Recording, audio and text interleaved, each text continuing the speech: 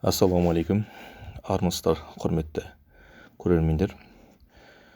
Біз бүгін Қызылорда қаласындағы су торабы, платина, орысша айтқанда, сол туралы тарихы жөнінде, қалай, қашан, қай кезеңдерде, қай жылдары құрылған жөнінде, салынған жөнінде сіздерге ақпарат бермекпіз. Қызылорда су торабы кезінде елорда болған қаламыз, қазіргі таңда елімізде өркенді өңірлердің бірі. Бүгінде Қызылорда дамудың жарқын жолына түсті. Бұған дейін сан алуан соқпақты жолдан өтті. Қаламызда түрлі құрылыс нысандары, жаңа тұрғын үйлер мен ғимараттар бой көтерді. Осының негізінде әлеуметтік экономикалық жағдай жақсара түсті. Соғыстан кейінгі жылдары Қызылорда қаласының экономикасы мен әлеуметтік мәдени дамуында Қызылорда су торабы елеулі орынды еншілейді. Оның құрылысы 1940 жылы басталып, кейін тоқтап қалған. Бір айдан астам уақыт ұйымдастыру және дайындық жұмыстары жүргізілді. Мұнымен бірге бөгет құрылысы кезінде электростанция салу көзделді. Себебі бөгет Сырдария өзенінің сол жағалауында орналасқан көптеген елді мекендердің қаламен тұрақты байланысын шешетін еді. Бұл облыстың әлеуметтік экономикалық дамуына серпін берген үлкен бастама болды. Одақтық маңызы бар Қызылорда платина жобасының авторы инженер Призоров еді. Аталған өңір басшылары жаңадан салынуға тиісті су торабын іске қосу үшін көп жұмыстар атқарған болатын. Соның нәтижесінде тасбөгет платинасының құрылысын тездету үшін қаржы бөлінді. 1956 жылы Қызылорда платинасының құрылысы пайдалануға берілді. Қызылорда су торабының іске қосылуының нәтижесінде ұзындығы 200 шақырымнан астам сол жаға бас жармасының алғашқы кезеңі пайдалануға берілді.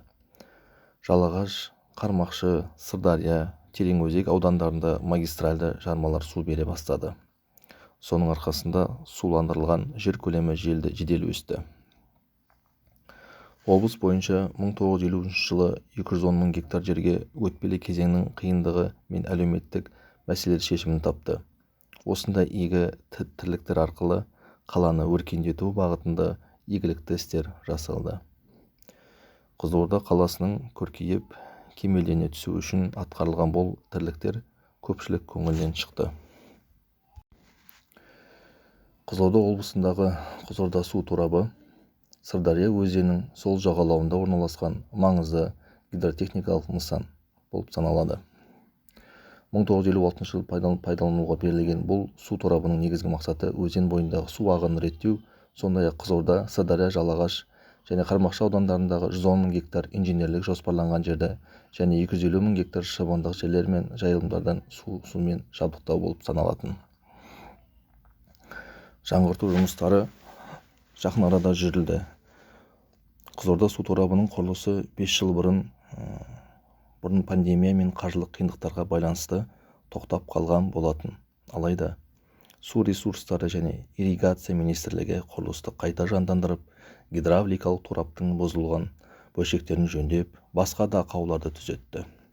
Нысанның сапалы жұмысын қамтамасыз ету мақсатында кешенді жөндеу жұмыстары жүргізілді. Бұл су торабының маңыздылығы жөнінде айтатын болсақ, Қызылорда су торабы Сырдария өзенінің сол және оң жағалауындағы 120 мың гектарға жуық жерді суаруға, шамамен 2 миллион гектарға жуық шөлді аймақты ылғалдандыруға арналған. Яғни, бұл су торабының іске қосылуы облыстың ауыл шаруашылығы саласына оң әсерін тигізіп, егіс көлемін ұлғайтуға мүмкіндік берді және де көптеген осы Қызылорда қаласының тіршілігіне көптеген қан жүгірткен десек те болады. Сіздерге көп рахмет. Сөз соңында, бейне жазба соңында сіздерге қазақ тілді арнамыздың бағалап, өз пікірлеріңізді қалдырып, тіркеліп өткендеріңізді қалаймыз. Қызылорда қаласы, Қызылорда туған жеріміз өсе берсін, өне берсін.